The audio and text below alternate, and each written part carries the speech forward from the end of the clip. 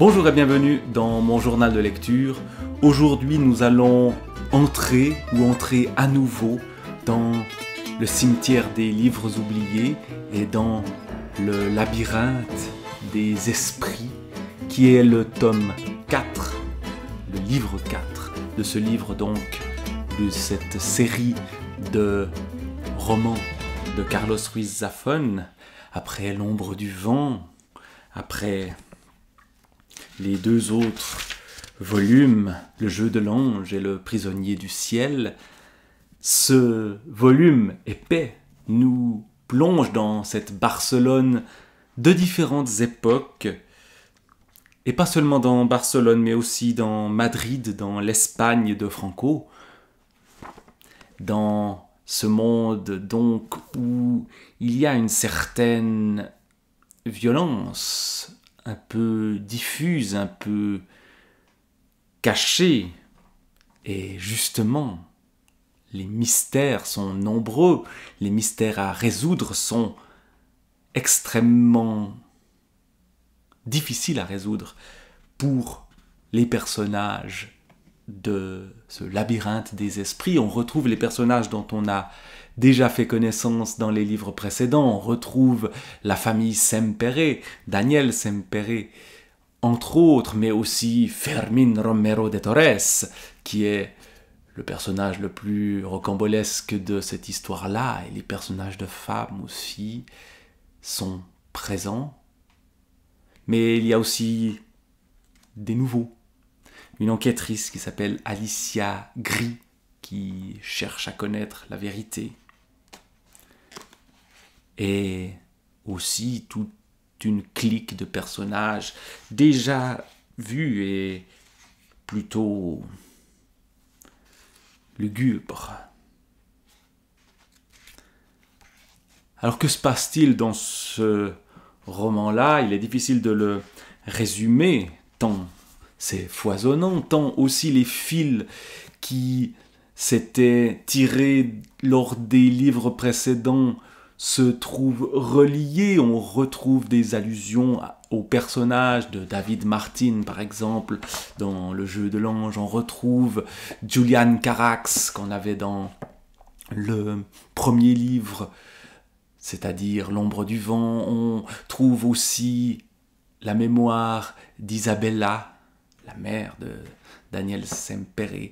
Bref, tout ce petit monde se rejoint et les mystères s'entrecroisent dans des époques différentes. Si je prends simplement les sous-titres, cela commence par le livre de Daniel. Cette nuit, j'ai rêvé que je retournais au cimetière des livres oubliés. J'avais de nouveau 10 ans, et je me réveillais dans mon ancienne chambre pour sentir que le souvenir du visage de ma mère m'avait abandonné.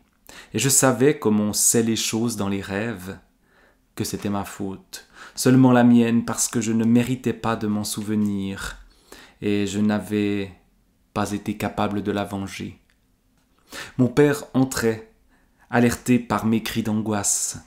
Mon père, qui dans mon rêve était encore jeune et en possession de toutes les réponses du monde, me prenait dans ses bras pour me consoler. Puis, alors que les premières lumières peignaient une Barcelone embuée, nous sortions dans la rue.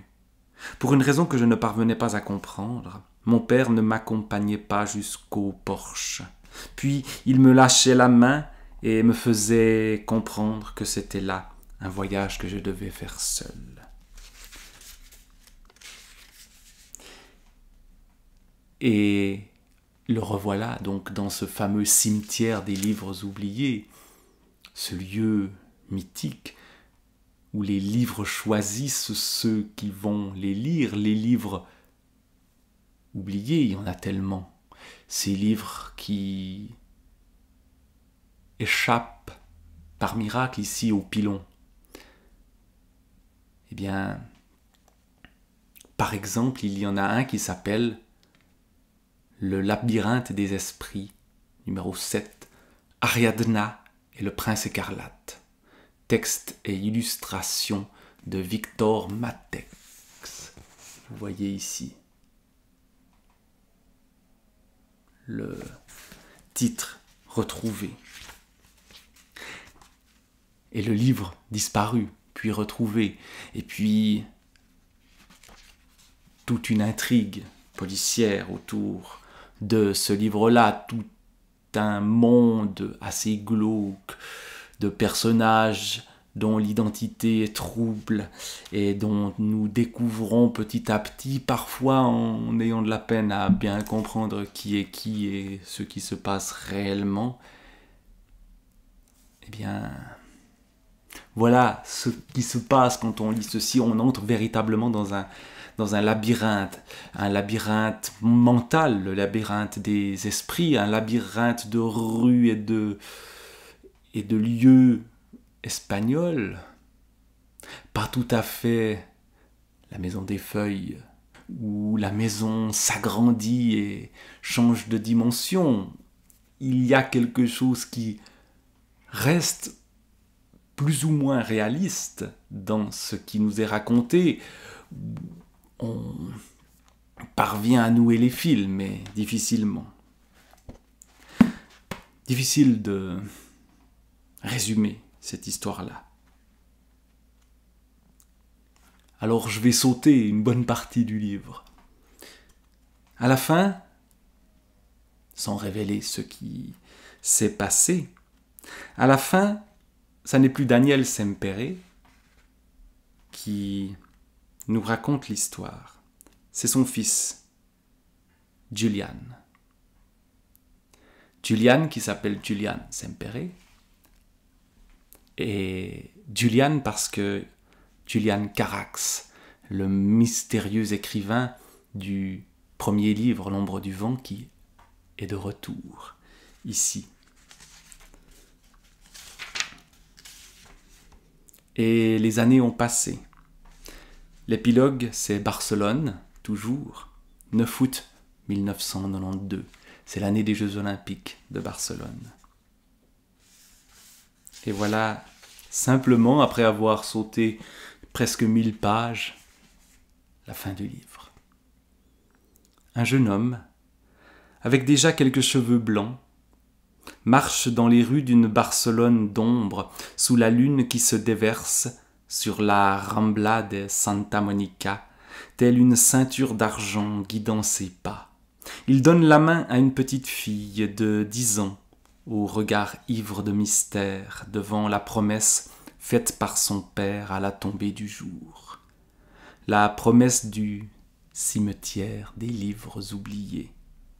Alicia, ce que tu vas faire cette nuit, tu ne peux le raconter à personne. Personne. Ce sera notre secret alors. Son père soupire, s'abritant derrière ce sourire triste qui le poursuit toujours. Bien sûr, ce sera notre secret. Le ciel s'embrase alors en une arborescence de lumière et les feux d'artifice de la cérémonie de clôture des Jeux figent un instant la nuit d'une Barcelone qui ne reviendra jamais. Le père et la fille, statues de vapeur, se fondent bientôt dans la foule qui inonde les Ramblas, leurs pas à jamais perdus dans le labyrinthe des esprits. Eh bien, ça a été un plaisir pour moi que de me perdre dans ce labyrinthe des esprits de Carlos Ruiz.